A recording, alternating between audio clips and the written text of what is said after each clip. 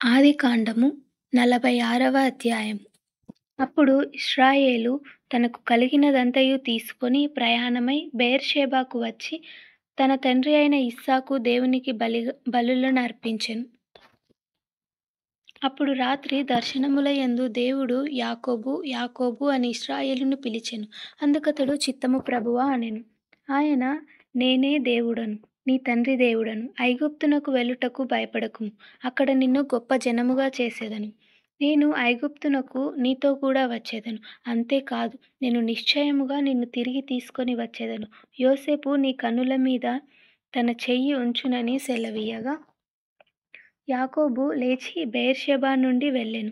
ఫరో అతన్ని నెక్కించి తీసుకొని వచ్చుటకు పంపిన బండ్ల మీద ఇశ్రాయేలు కుమారులు తమ తండ్రి అయిన యాకోబును, తమ పిల్లలను, తమ భార్యలను ఎక్కించిరి. వారు అనగా యాకోబును, అతని యావత్ సంతానమును, తన పశువులను, తాము కానానులో సంపాదించిన సంపద యావత్తును తీసుకొని ఐగుప్తునకు వచ్చిరి. అతడు తన కుమారులను, తన కుమారుల కుమారులను, తన కుమార్తెలను, తన కుమారుల కుమార్తెలను, తన యావత్ సంతానమును ఐగుప్తునకు తనతో కూడా తీసుకొని వచ్చెను. యాకోబును అతని కుమారులను ఐగుప్తునకు వచ్చిరి. ఇశ్రాయేలు కుమారుల పేర్లు ఇవే. యాకోబు జ్యేష్ఠ కుమారుడు రూబేను. రూబేను కుమారులైన హానోకు, పల్లు, హెస్రోను, కర్మి. సిమ్యోను కుమారులైన యెమూయేలు, యామీను, ఓహాదు, యాకీను, సోహరు, కనానీయురాలి కుమారుడైన షావూలు. లేవి కుమారులైన గెర్షోమును, కహాతు, మెరారి. యూదా కుమారులైన ఏరు, ఓనాను, సేలా, పేరెసు, జెరహు. ఆ ఏరును ఓనానును కానాను దేశములో చనిపోయిరి. పేరెసు కుమారులైన హెస్రోను, హాములు. ఇస్సాకరు కుమారులైన తోలా, పువ్వా, యోబు, సిమ్రోను. జెబూలూను కుమారులైన సేరెదు, ఏలోను, యహలేలు. వీరు లేయా కుమారులు. ఆమె పెద్దనరాములో యాకోబు వారిని అతని కుమార్తె అయిన దీనాను కనెను.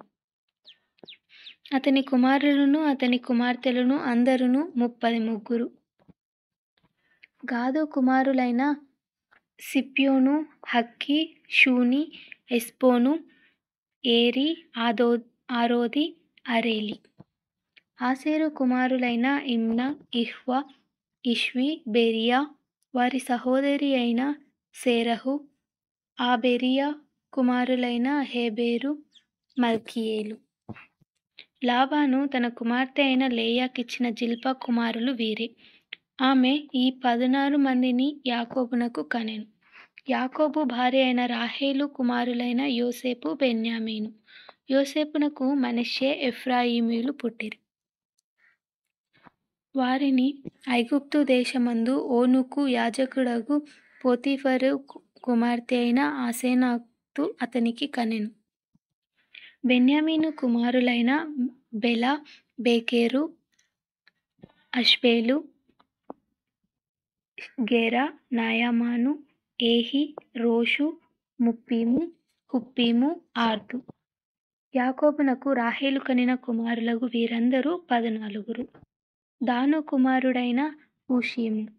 నఫ్తాలి కుమారులైన యహనేలు, గూని, యేషేరు, సిల్లేము. లాబాను తన కుమార్తె అయిన రాహేలునకు ఇచ్చిన బిల్హా కుమారులు వీరే. ఆమె వారిని యాకోబునకు కనెను. వారందరూ 7. యాకోబు కోడండ్రును వినాయించి అతని గర్భవాసమున పుట్టి యాకోబుతో ఐగుప్తునకు వచ్చిన వారందరూ 66. ఐగుప్తులో అతనికి పుట్టిన యోసేపు కుమారులిద్దరు. ఐగుప్తునకు వచ్చిన యాకోబు కుటుంబపు వారందరూ 70 మంది. అతడు గోషెనుకు త్రోవ చూపుటకు యోసేపు నొద్దకు తనకు ముందుగా యూదాను పంపెను.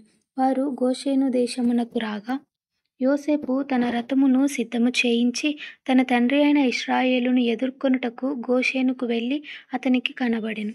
అప్పుడతడు అతని మెడ మీద పడి అతని మెడ పట్టుకొని ఎంతో ఏడ్చెను. అప్పుడు ఇశ్రాయేలు యోసేపుతో, నీవింక బ్రతికియున్నావు. నీ ముఖము చూచితిని గనుక నేనికను చనిపోవుదునని చెప్పెను. యోసేపు తన సహోదరులను తన తండ్రి కుటుంబపు వారిని చూచి, నేను వెళ్ళి ఇది ఫరోకు తెలియచేసి, కనాను దేశములో ఉండిన నా సహోదరులును నా తండ్రి కుటుంబపు వారును నా యొద్దకు వచ్చిరి. ఆ మనుష్యులు పశువులు గలవారు. వారు గొర్రెల కాపరులు. వారు తమ గొర్రెలను పశువులను తమకు కలిగినదంతయు తీసుకొని వచ్చిరని అతనితో చెప్పెదను. గొర్రెల కాపరి అయిన ప్రతివాడు ఐగుప్తీయునకు హేయుడు గనుక ఫరో మిమ్మును పిలిచి, మీ వృత్తి ఏమిటని అడిగిన ఎడల, మీరు గోషేను దేశమందు కాపురముండునట్లు మా చిన్నతనము నుండి ఇదివరకు నీ దాసులమైన మేమును మా పూర్వీకులను పశువులు గలవారమై ఉన్నామని ఉత్తరమియ్యుడని చెప్పెను.